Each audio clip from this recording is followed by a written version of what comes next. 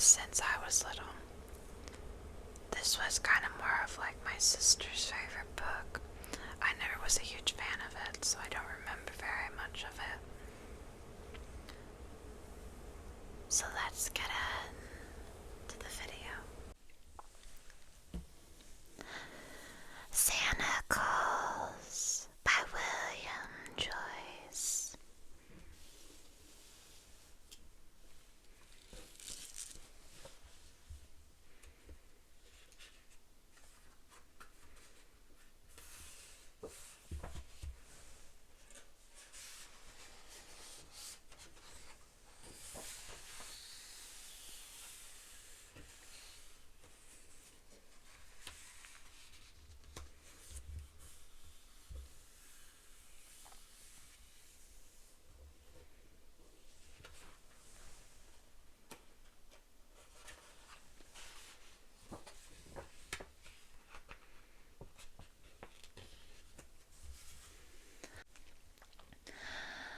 Art Atkinson Ainsworth was a very singular boy, orphaned at the early age by a game of desperadoes.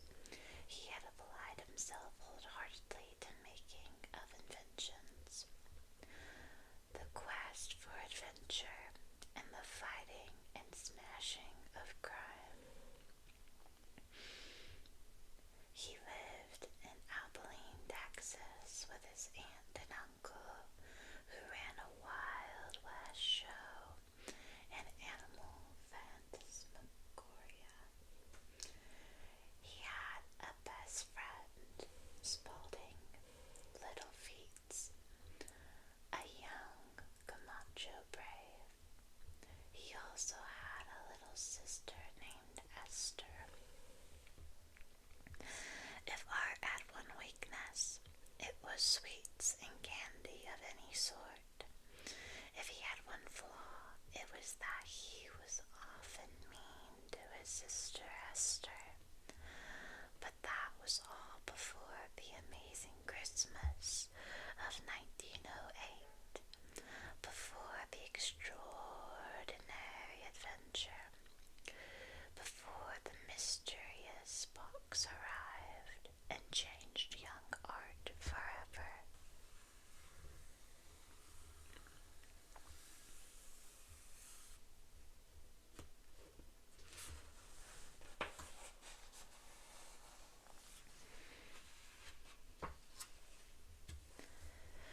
They found the box outside their prairie laboratory one dusty December day just before Christmas. No one knew how it had gotten there, and the only clue to its origins was a large SC stamped on one side. Holy mackerel, said Art. What a mystery. I suggest we examine it scientifically, said Spaulding. And so, using the most scientific method at their disposal, they poked the box with a stick. A note instantly emerged. It read, "Open the box. Assemble the contents. Come north. Yours, S.C." S.C., they all wondered aloud. By the rings of Saturn, cried Art, examining the box with a magnifying glass of his own design. I've got it. Spaulding stepped closer and whispered, "You mean—" "Yes," said Art. "It's from Santa Claus himself." "Gee whiz," sighed Esther in awe. "Santa calls."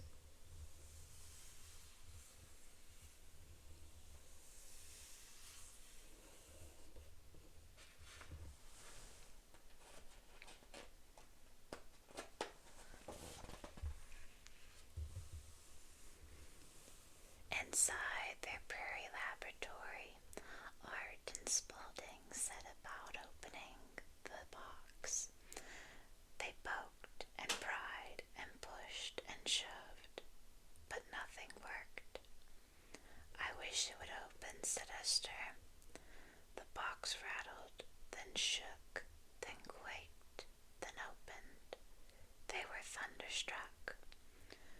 "It appears to be a flying machine," said Spaulding.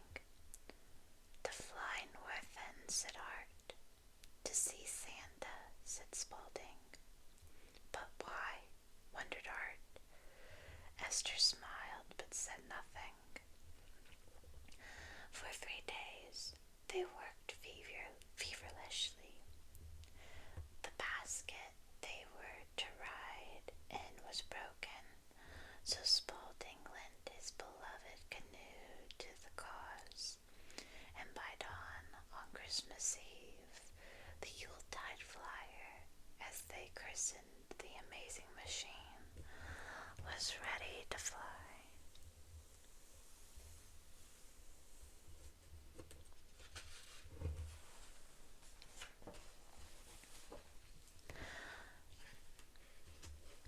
At first, Art refused to let Esther make the trip. "You're too little to come," he told her as he prepared to leave. "I'll tell if you don't let me go," she threatened. Art gazed at her squarely and said, "You know an Ainsworth never tells." Esther watched solemnly as Spaulding started the engine.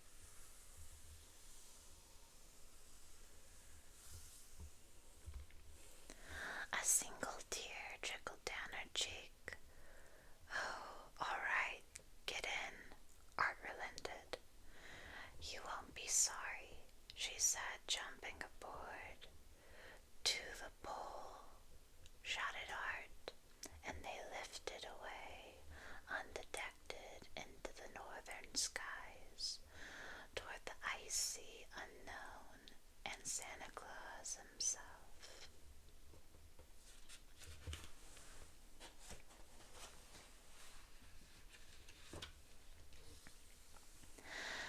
By afternoon, using a compass of his own design, Art piloted them to the polar ice cap at the very top of the world. "I wonder why Santa has called for us," said Spaulding as he reached for a blanket. "To solve an Arctic crime wave, I'd imagine," said Art as he popped a candy into his mouth. They all grew quiet.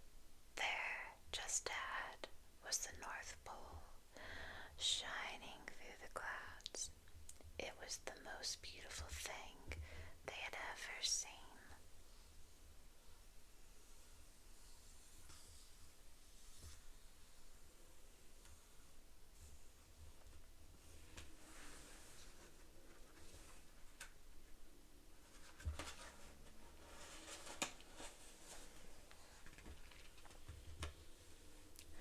Their descent was graceful, but their landing was catastrophic.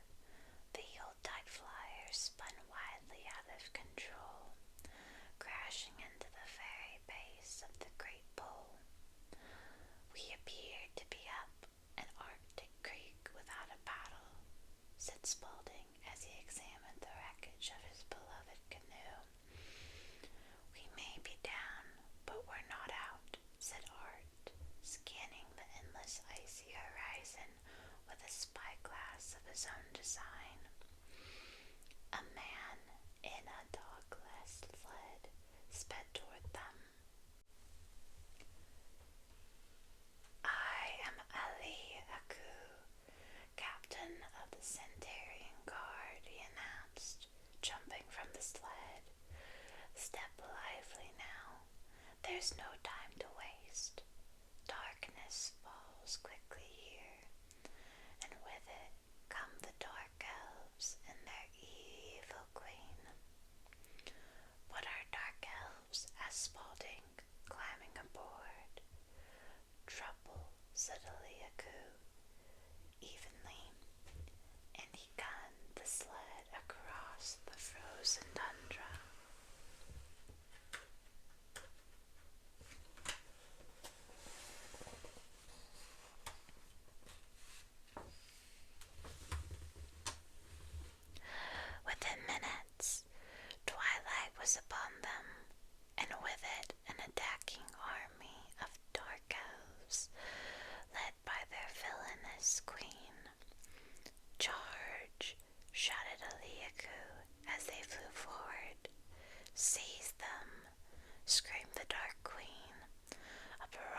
snowballs filled the air with ice spheres and slingshot.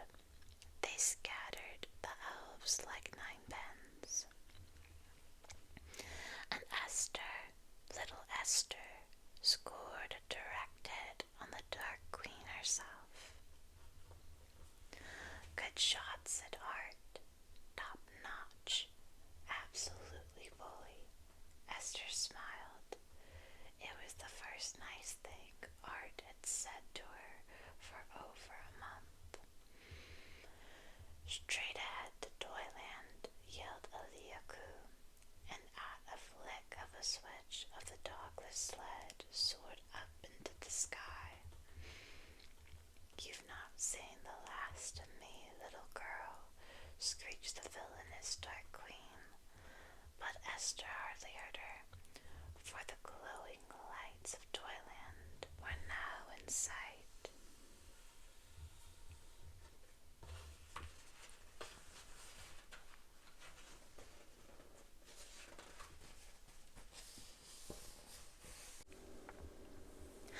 Toyland was everything they wished for, and more than they ever dreamed possible. It was a vast, glorious, and glittering city. Creatures of every continent and people from every land brought together for one purpose, and one purpose only, pronounced Eliaku, to make toys. But why has Santa sent for us? Asked Art.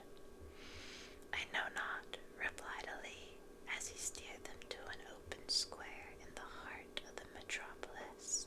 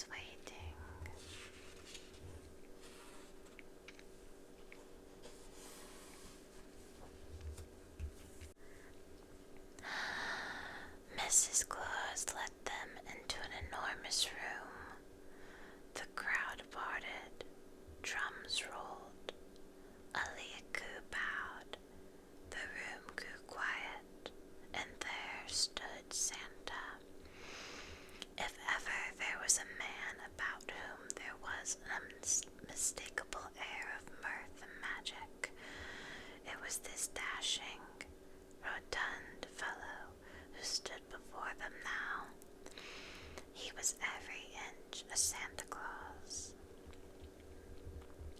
Spalding, Art, and dear little Esther, he said gladly, you're just in time. He stepped down from the globe of good children and waved them closer. Shall we take a ride? Yes, cried Esther.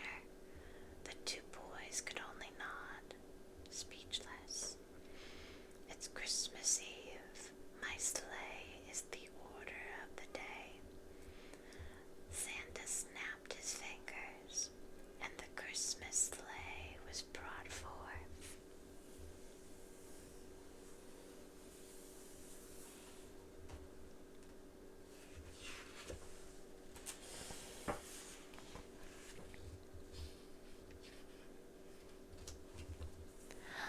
Santa hoisted the children aboard. Why in the name of Neptune did you call for us? Asked Art when he regained his voice. Santa chuckled. He smiled at Esther and put his hand on Art's shoulder. Some secrets are best left unsolved, Mr. Ainsworth. For now, just enjoy the ride. Santa cracked his whip. The sleigh took flight, and they shot out over Toyland. Trumpets blared, flags waved, thousands cheered, and above it all Santa's voice rang loud and clear. Merry Christmas, one and all. Merry Christmas.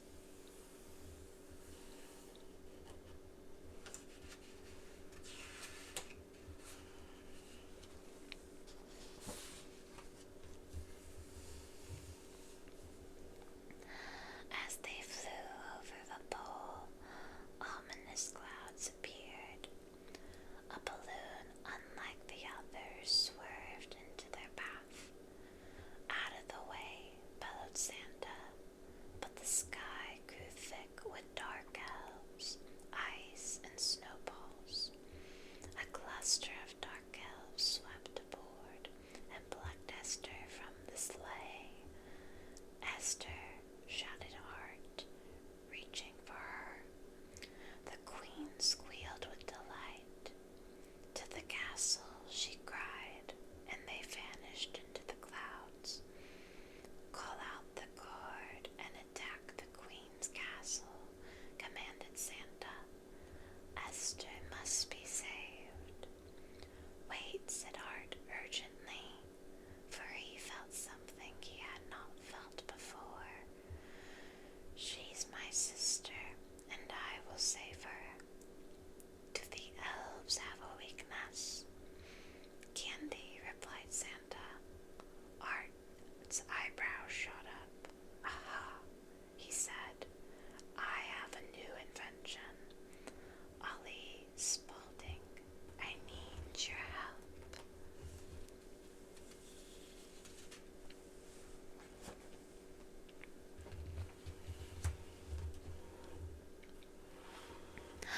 And so, under the cover of darkness, Art, Spaulding, and Eliaku crept into the fearsome castle of the Dark Elves. They found Esther soon enough, held prisoner before a giant boiling cauldron. The whole army of Dark Elves stood chanting, Gimme, gimme, gimme. It's the only word in their language, whispered Eliaku. Unhand my sister, you Arctic ruffians, Art shouted, rushing forward and hurling a candy bomb of his own design. There was a loud explosion. Smoke filled the room. Candy rained down as the dark elves scattered.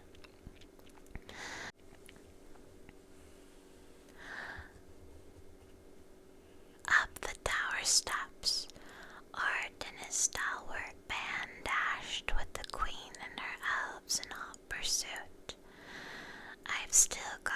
trick up my sleeve, panted Art. What? Whispered Esther.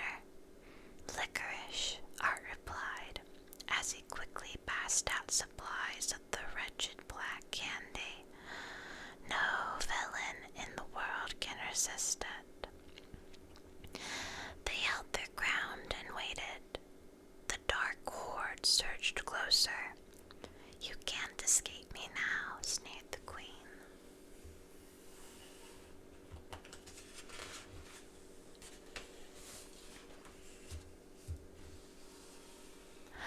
Let him have it, shouted Art, and they let loose their bitter barrage. Licorice, squealed the queen helplessly. The dark elves clamored greedily for the candy. All was chaos. Then a great jovial laugh pierced the commotion.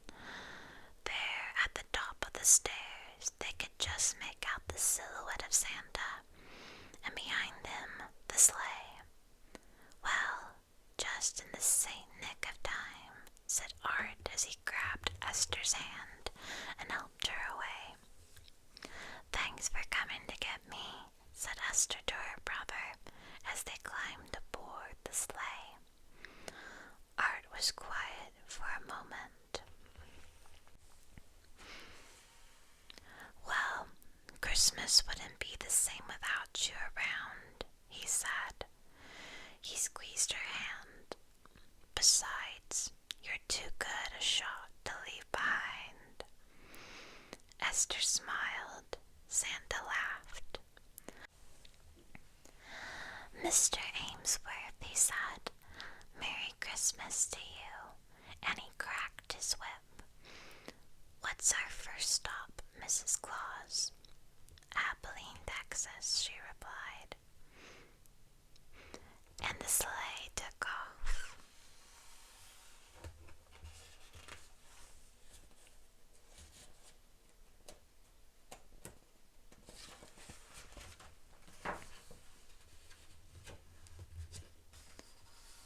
In no time, they were back in Texas and landing outside their prairie laboratory. Suddenly, Art, Esther, and Spaulding were very sleepy. What's happening? Asked Esther. Nothing to worry about, said Mrs. Claus, as the children were carried quietly into the house. Just a little Christmas magic, added Eliaku. As they were being tucked in the bed, Santa asked, Did you enjoy the ride, Mr. Amesworth? Very much, said Art, fighting to stay awake.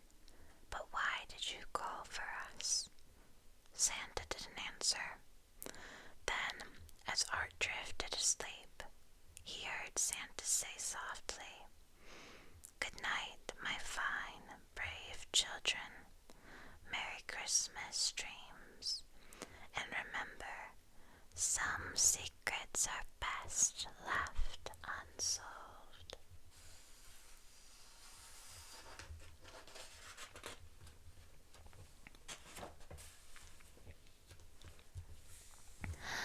The next morning, they awoke with a start.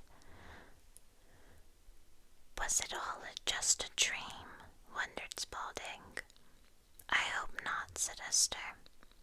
I'd bet the farm it wasn't, said Art, and rushed outside. By the prairie laboratory, in the very spot where they first found Santa's mysterious box, there sat a splendid new canoe for Spaulding, with Yuletide Flyer 2 painted on its side. For Art, there was a handsome little puppy of the canine brigade with a bag of exquisite candy around its neck. And for Esther, there was only an envelope. By the stars above, sang Art, picking up his pup and popping a candy into his mouth. It's all true. An amazing man, that Santa, said Spaulding as he examined his canoe. Esther opened her envelope Inside were 2 letters. She looked them over eagerly, then tucked them into her robe. She was grinning from ear to ear. "Is that all you got? Just some letters?" asked Spaulding. "Oh, it's much more than that," replied Esther. "What'd they say, sis?"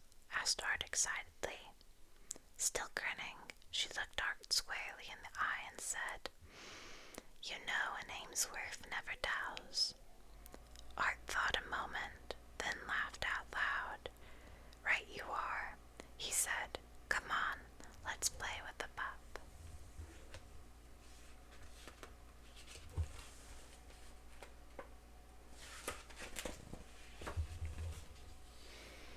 And play they did, happily, joyfully, till sunset and beyond. As they rested under the evening sky, eating Art's candy, Spaulding wondered aloud, "We still don't know why Santa called for us." "Yep," said Art, "but we did have a swell time, didn't we, Esther?" Esther nodded. "I guess it's like Santa said, some secrets are best left unsolved," Art offered. "Maybe," Spaulding agreed. Esther just smiled and they all laughed.